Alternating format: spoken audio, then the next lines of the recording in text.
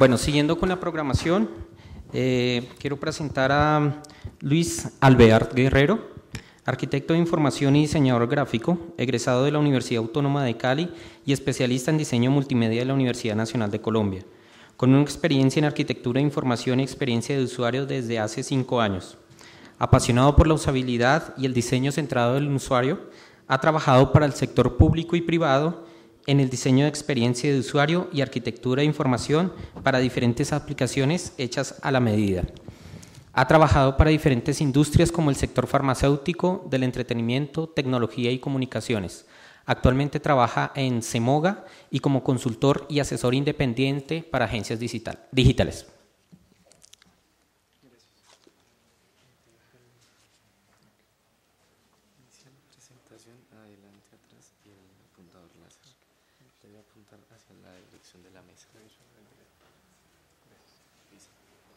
Hola, buenos días.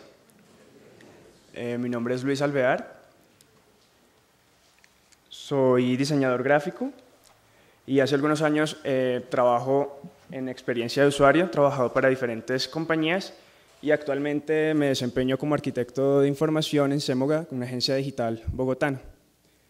El tema de mi presentación es experiencias de usuario, menos ego, más empatía, y está alineada con el tema de estructuras para el entendimiento, uno de los 14 temas que se definieron para este evento a nivel mundial.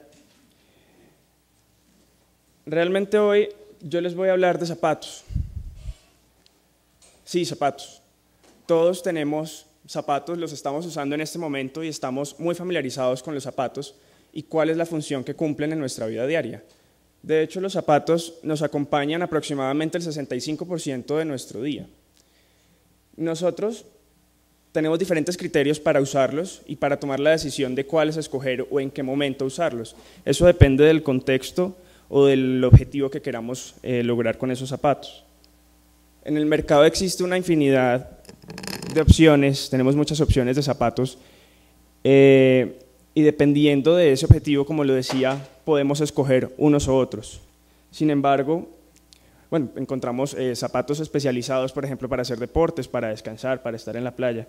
Sin embargo, hay algunos que no se adaptan a nosotros, que nos causan frustración, que incluso tenemos que utilizar aditamentos o adicionarle cosas para lograr que esa experiencia o ese uso de ese zapato sea cómodo y se adapte a nosotros. Pero, ¿por qué pasan estas cosas? Tenemos que preguntarnos de quién es la culpa de que eso no esté funcionando. ¿Es la culpa del usuario por haber comprado ese zapato que no se adapta a él? Yo los invito a que pensemos al contrario y pensemos en el diseñador, en la persona que está detrás que conceptualizó ese zapato. Pero es muy difícil, si nos ponemos en el lugar de ese diseñador, pensar en cómo hace él para poderlo diseñar, en quién piensa, qué es lo que hay detrás del diseño de ese zapato. Realmente él está teniendo en cuenta a esas personas. ¿Quiénes son esas personas que lo van a usar? Es muy común cuando nosotros nos encontramos desarrollando productos digitales preguntarnos quiénes son esos usuarios y cuando nos damos cuenta es que realmente son personas completamente desconocidas.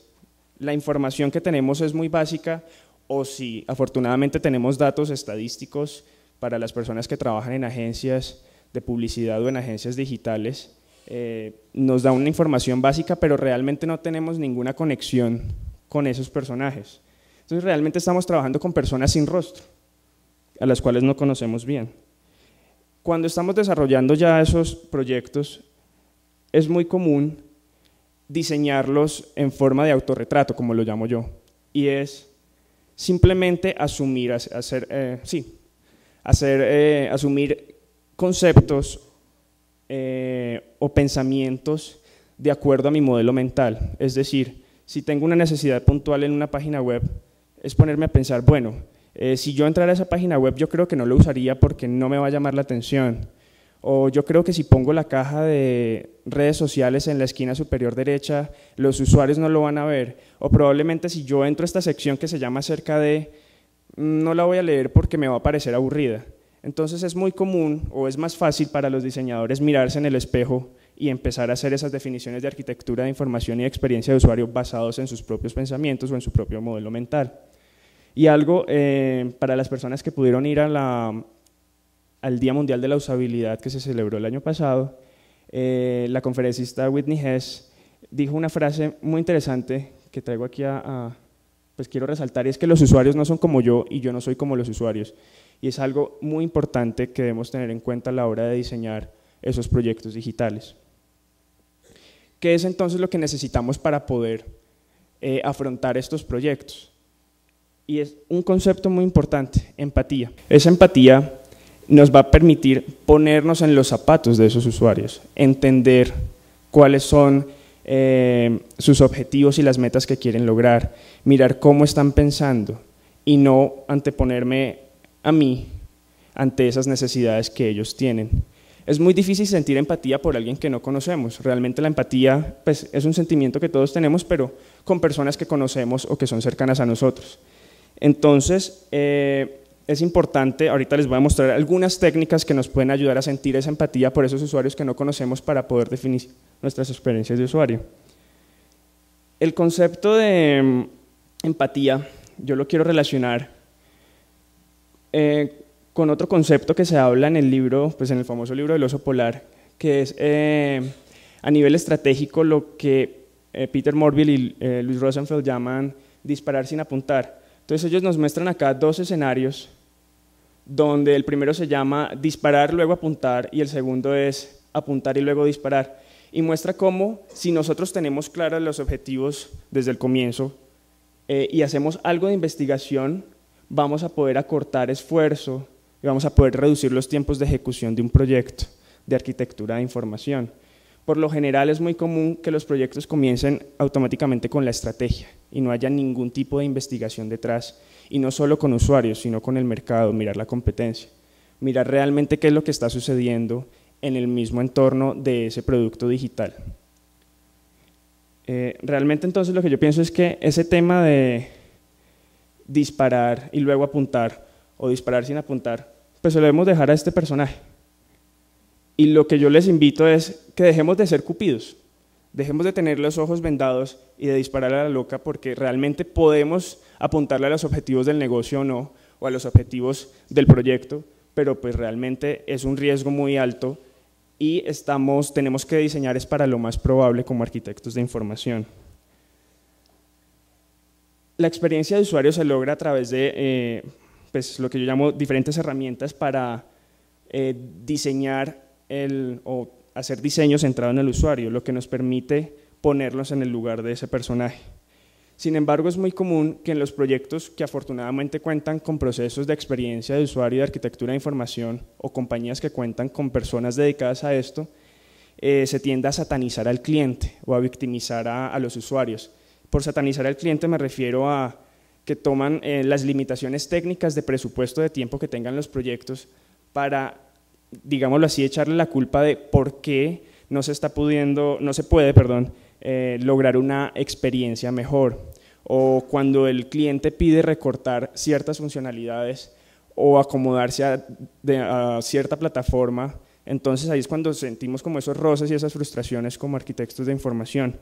Por otro lado, cuando nosotros estamos pensando en el usuario y queremos mejorar esa experiencia, por lo general eso incluye más funcionalidades o ciertos features dentro de la página web o dentro de la aplicación que estemos desarrollando que implican un esfuerzo adicional, probablemente de dinero. Sin embargo, lo que yo creo, pues, o mi posición ante esto es neutral, y yo creo que lo que tenemos que crear es una simbiosis, es decir, como un ambiente donde tanto los objetivos de negocio o las metas que tiene ese cliente versus los objetivos del usuario con la página puedan convivir juntos. Yo creo que cuando un cliente nos pide recortar funcionalidades, si nosotros argumentamos de la forma correcta, si nosotros nos documentamos, probablemente el cliente compre la idea o probablemente no lo haga en ese momento, pero lo vaya a tener en cuenta para futuras fases. Entonces no es un trabajo perdido. Entonces yo sí quiero invitarlos a que tratemos de documentar o dejar por escrito y sugerirle al cliente mejores prácticas para que entiendan y se empapen de lo que es una buena experiencia y no antepongan sus objetivos de negocio ante el usuario. Hace unos años yo me encontré un video haciendo una investigación para un proyecto de Matthew Hudson. Él hizo este video para una conferencia de arquitectura de información en Australia en el 2009. Y esto me abrió un poco los ojos para lo que yo creía o lo que yo llamaba improvisación a la hora de hacer arquitectura de información. Era utilizar algunas herramientas de diferentes disciplinas que no tienen que ver directamente con la arquitectura de información, pero que me parecían que podían traer o rescatar insights o rescatar como esos motivos por los que los usuarios podrían querer interactuar con nuestro sitio. Solo tomo un minuto, quiero que vean el video para que entiendan como el objetivo principal de la charla.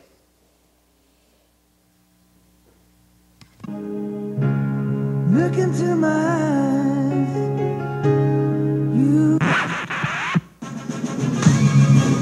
We're men in tights. We roam around the forest looking for fights. We're men in tights. We run from the rich and give to the poor, that's right. We may look like sissies, but watch what you say or else we'll put out your lights. We're men in tights. Always on guard, defending the people's rights. La la la la la la la la la la la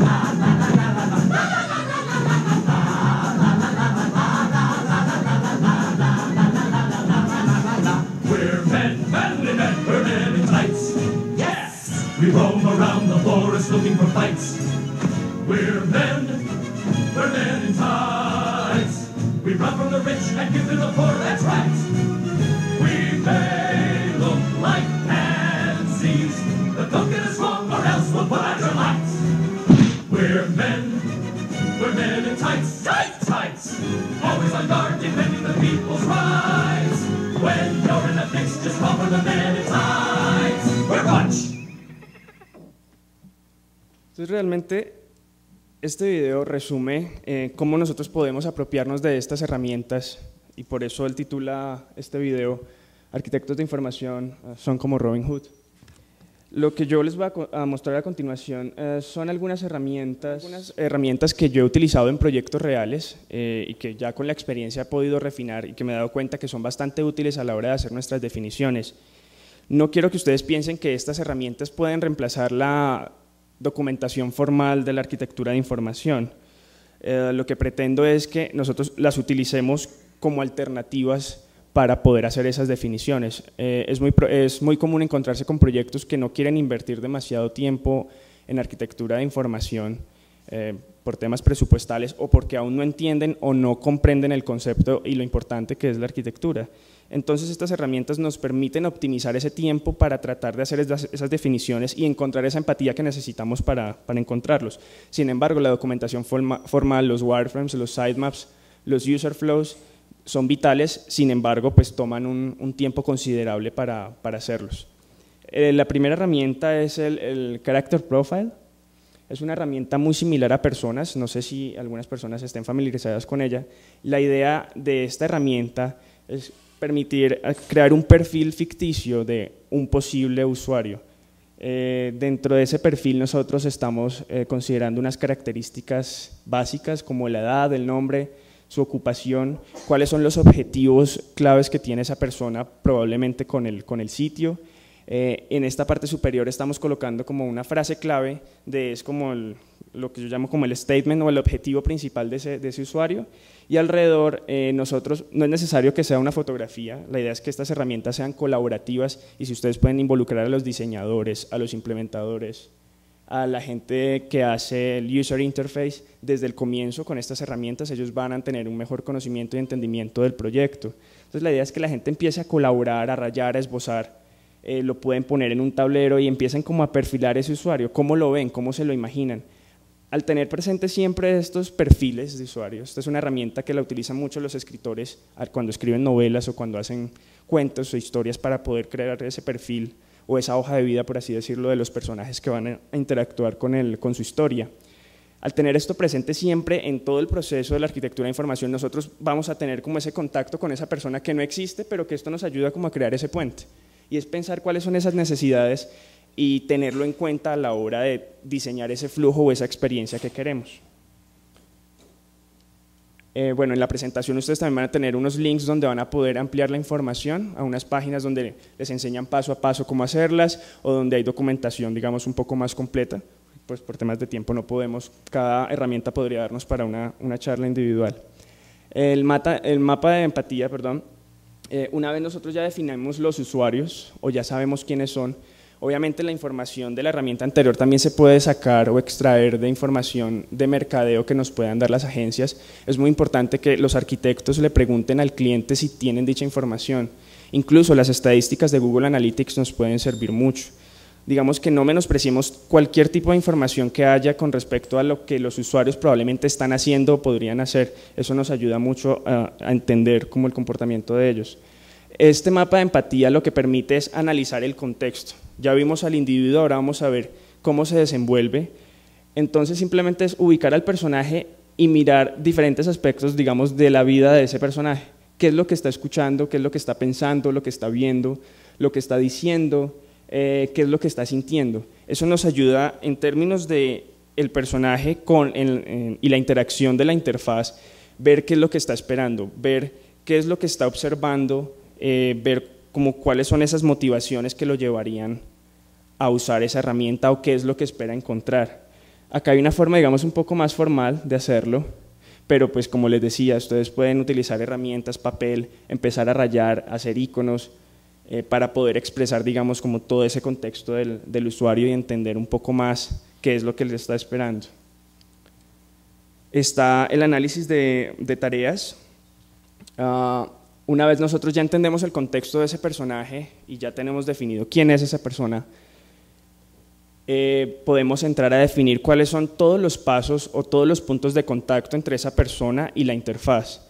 Lo que permite esta herramienta es definir unas subtareas. Por ejemplo, si ustedes tienen un perfil en LinkedIn, van a encontrar diferentes tareas como crear su perfil o completarlo o mandar un mensaje o buscar amigos o buscar empleo.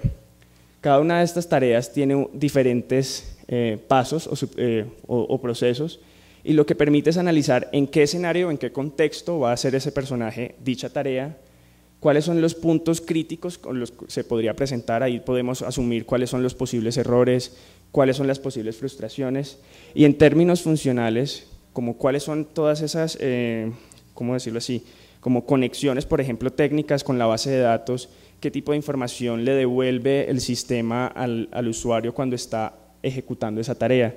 Realmente esta matriz puede ser tan extensa como ustedes quieran y es muy útil cuando nos encontramos con sitios web o con aplicaciones que tienen funcionalidades complejas. Por ejemplo, páginas que están orientadas a social media o que tienen interacciones entre diferentes usuarios o que tienen muchísimas tareas, por ejemplo Facebook, donde yo puedo montar contenidos, puedo interactuar, puedo seguir a alguien, puedo crear un grupo, un evento. Esto nos permite, digamos, como a mapear todas esas funcionalidades y a que no se nos escapen cosas cuando nosotros ya estamos diseñando la interfaz. La siguiente es la matriz de motivación. Esta es una de mis herramientas favoritas porque permite poner en contexto a todos los usuarios de un sitio web y mirar cómo interactúan entre ellos y qué es lo que están esperando uno del otro y qué están esperando de la herramienta. Este ejemplo lo hicimos en Semoga para una empresa distribuidora de vinos, pues no les puedo dar como muchos detalles, pero en términos generales habían unas personas dedicadas a ventas, estaban los clientes y había unas personas que eran los enólogos, que eran los especialistas en vinos. Las tres personas utilizaban la página web para crear cotizaciones, para solicitar las cotizaciones o para montar la información y seleccionar los vinos que se iban a presentar. Entonces, al cruzar estos personajes, nosotros vemos cómo el enólogo interactúa con la persona de ventas y qué funcionalidades o qué información puntual está esperando esa persona. Pero también nos permite ver cómo utiliza esa persona la herramienta para sí mismo. Entonces, lo que crea es simplemente una información clave que nosotros podemos considerar a la hora tanto de definir la parte visual o la estructura, la arquitectura, pero también en la parte funcional. Está el modelo conceptual. Este modelo conceptual lo que permite es, en proyectos en los que no hay mucha claridad acerca de la funcionalidad, Es común que llegue un cliente con una gran cantidad de información y nos diga, quiero rediseñar mi sitio o esta es la información que quiero poner en el sitio, pero este nos permite analizar a través de una premisa. Esto se hizo para una marca de carros de Toyota hace un tiempo y la idea, o el objetivo principal del cliente era incrementar las ventas de los carros. Entonces, queremos un sitio, queremos rediseñar el sitio, pero queremos incrementar las ventas. ¿Cómo lograrlo? El cliente no lo sabía y nos pidió la tarea a nosotros. Entonces, digamos, amarrado con lo que decía Héctor, también es necesario que nosotros nos empapemos de otros temas y empecemos a tomar herramientas de marketing o de otras cosas que nos permitan también hacer esas definiciones y no simplemente ejecutar. Entonces, a través de estas premisas se sacan como unas palabras claves donde nosotros empezamos a mapear cómo el usuario va a querer tomar la decisión de comprar ese carro. Entonces ahí nos vamos empezando a encontrar como cosas como la opinión de sus amigos, la comunidad, o el crear identidad con el carro, cómo el factor económico va influyendo, cómo él se va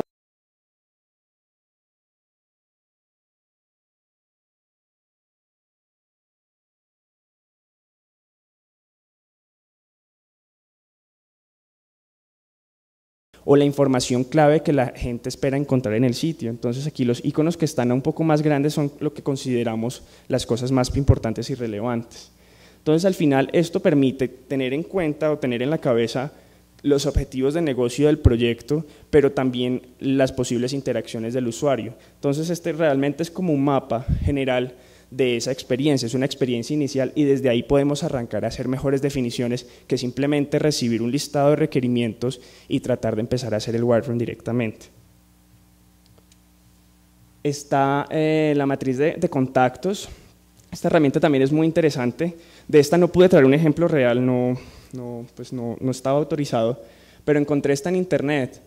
Una vez nosotros ya tenemos claros los usuarios, simplemente hacemos una matriz donde tenemos todas las funcionalidades del sitio, las secciones, por ejemplo, si tenemos un wizard, si tenemos una página de contacto o una plataforma de compras, y en la parte superior definimos como esas motivaciones por las que el usuario quiere entrar al sitio, que las podemos sacar de la herramienta anterior. Entonces nosotros simplemente empezamos a ver cómo cada una de las funciones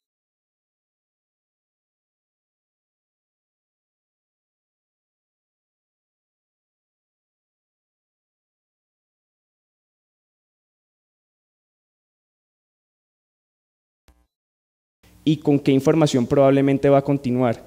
Y nosotros vamos a ir trazando como ese comportamiento o ese flujo de usuario dentro de la herramienta, pero no centrado como a la parte técnica, sino más a la parte conceptual y motivacional. Realmente nosotros, bueno, la herramienta que quería mostrarles que no pude era para una medicina, para un síndrome de personas que no crecen lo suficiente, sobre todo adolescentes. Entonces era un sitio donde mostraban la información del producto, pero también era una página que estaba orientada a los médicos para que supieran más sobre el producto y sobre el síndrome. Entonces aquí lo que intentábamos hacer era, si yo soy una persona, el padre de uno de estos niños que sufre esta enfermedad, ¿qué información es relevante para mí? Entonces, si son los precios o si es la información ya puntual del producto o dónde lo puedo comprar. Pero si yo soy un adolescente que tengo esta información, ¿qué va a ser más relevante para mí? Probablemente el precio no, probablemente es saber qué tengo o por qué pasa. Entonces cada usuario se comporta de una forma diferente y esto lo que nos permite es a perfilar y mirar a nivelar esa información dentro de la interfaz para que también trate de satisfacer en lo posible a todos los usuarios que están interactuando. Es imposible crear como una interfaz o una experiencia utópica donde todos estén contentos, pero por lo menos si nosotros sabemos cuáles son esas principales necesidades, podemos encontrar un mejor balance. Esta otra herramienta que se llama Badcasting es una herramienta realmente, es netamente más como de modelo de negocios, pero últimamente se está utilizando mucho en temas de arquitectura de información.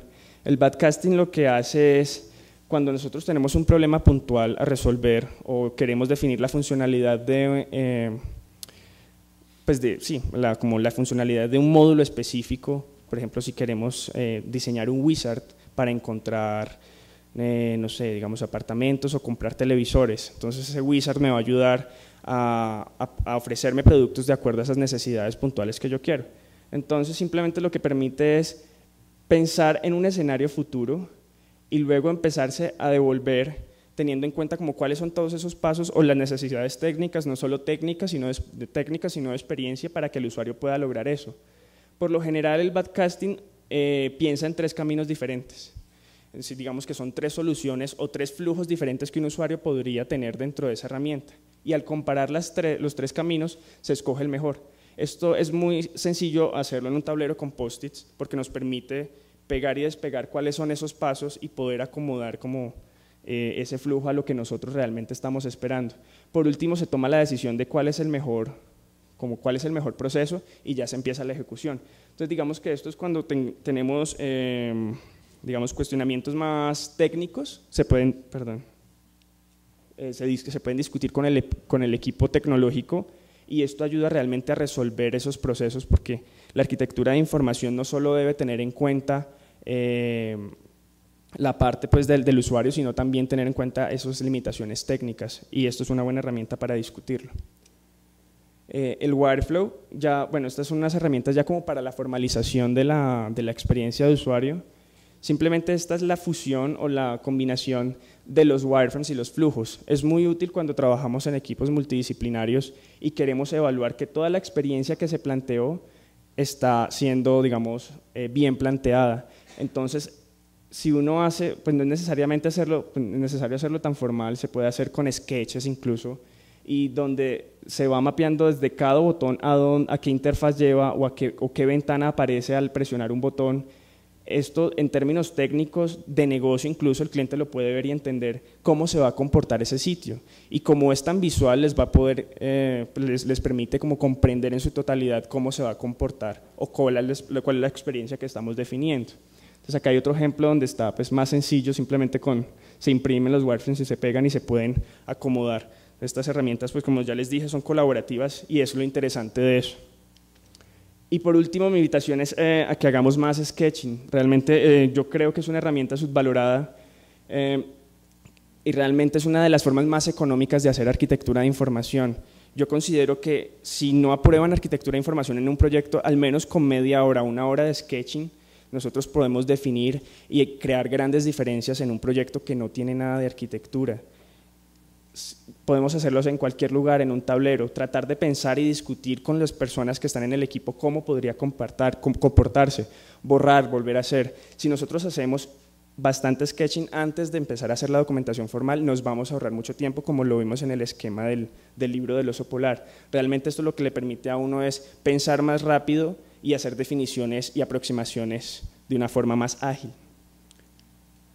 Por último, hay otras herramientas, no hay mucho tiempo para hablar de ellas, en la presentación las van a encontrar, hay infinidad de documentación al respecto, son otras herramientas que he usado y que también son muy útiles. Cuando ustedes ya empiecen a hacerlas van a comprender, digamos, en qué momento o en qué etapa de la definición de la arquitectura de información ustedes la pueden emplear. Y también otra bibliografía, yo también les recomiendo que aparte de la bibliografía convencional de arquitectura de información, lean de otras cosas, lean de semiótica, lean de gamestorming, de innovación, de modelos mentales, eso les va a abrir un poco más la mente para tratar de comprender otras facetas que normalmente no comprendemos cuando estamos enfocados en solo arquitectura. Y eso también nos va a ayudar a encontrar mejores argumentos a la hora de sustentar nuestras experiencias. Sobre todo este libro de Gamestorming, de ahí salen muchas de las herramientas que les he mostrado. Ese libro les explica paso a paso cómo hacerlo y además les enseña cómo crear sus propias herramientas de acuerdo a las necesidades de sus empresas. Y pues lo más importante, porfa, no se les olvide, menos ego, menos verse en el espejo, pero sí ponerse más en los zapatos del usuario. Gracias.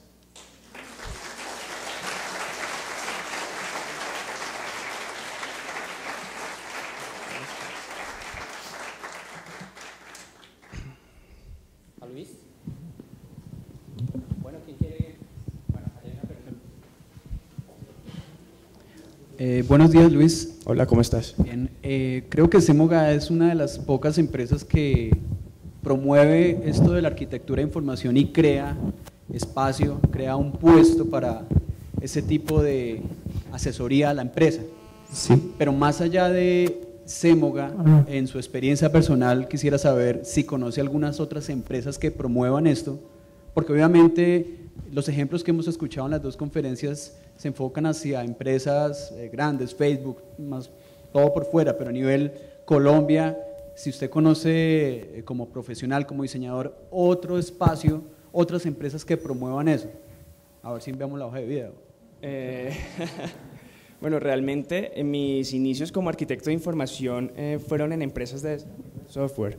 Realmente, aunque no está tan oficializado y ese rol de arquitecto de información no, digamos, no hay una persona dedicada a eso, los ingenieros tienen esa conexión con algo que ellos llaman, se me olvidó el nombre, lenguaje unificado de modelado. Ellos tienen una serie de, digamos, de metodologías donde van documentando la experiencia, pero en términos técnicos. Y realmente ahí es donde yo comencé, rodeándome de ingenieros. Sin embargo, yo he visto que poco a poco están como creciendo las plazas para arquitectos de información en muchas agencias, y no solo agencias digitales, hay agencias de publicidad pequeñas que ya se están interesando en el tema. Y yo creo que aplicar o hacer uso de la arquitectura de información depende también mucho de nosotros. En nuestros trabajos nosotros podemos dedicar media hora para hacer sketching, por ejemplo, e investigar y mirar qué hay en el mercado, mirar competencias, qué es lo que está sucediendo y tratar de pensar en ese usuario sin necesidad de que tengamos ese rol o sin necesidad de que haya el tiempo que lo hayan aprobado para hacerlo.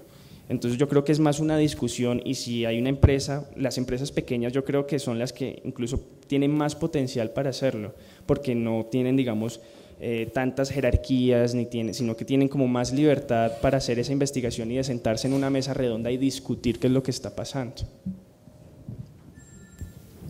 Hola Luis. Hola Natalia. ¿Cómo estás? Tengo una pregunta.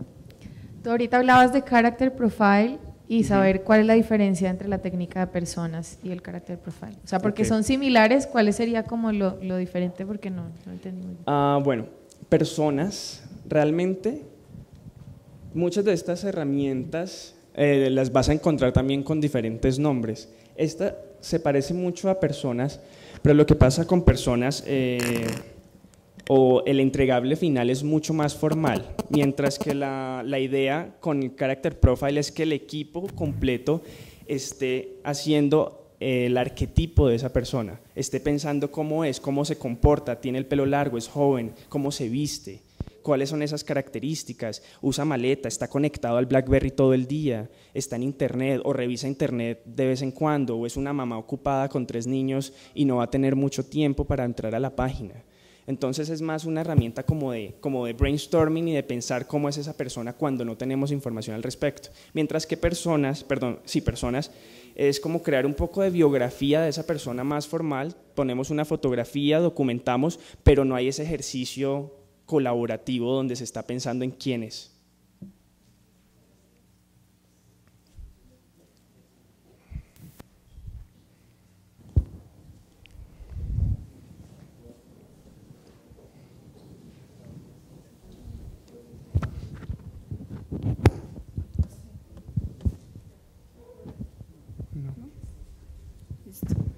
Hola, ¿cómo estás? Hola. Pues tú has mostrado un proceso que es bastante largo, entonces yo te pregunto, ¿un proceso así vale la pena para un sitio pequeño? Realmente la idea no es que ustedes utilicen todas estas herramientas como un proceso completo en cada uno de los proyectos. Estas son herramientas que pueden funcionar independientes y que dependiendo del proceso, la etapa en el que ustedes están, la pueden utilizar. Realmente estas son herramientas que son como un plus para definir la arquitectura de información, y como les decía, son herramientas opcionales y alternativas.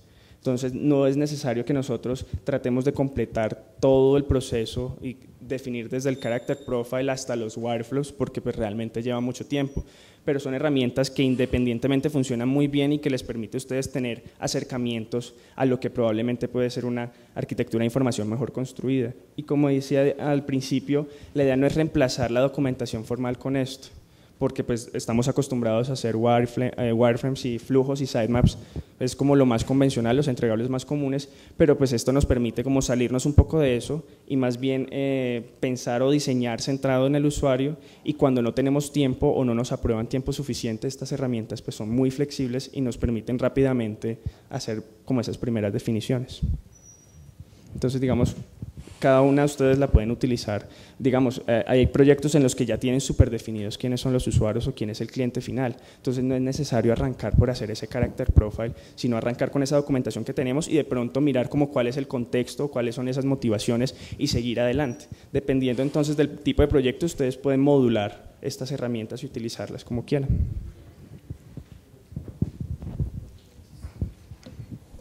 ¿Alguna otra pregunta? Bueno, entonces agradecemos a Luis por su intervención. Muchas gracias.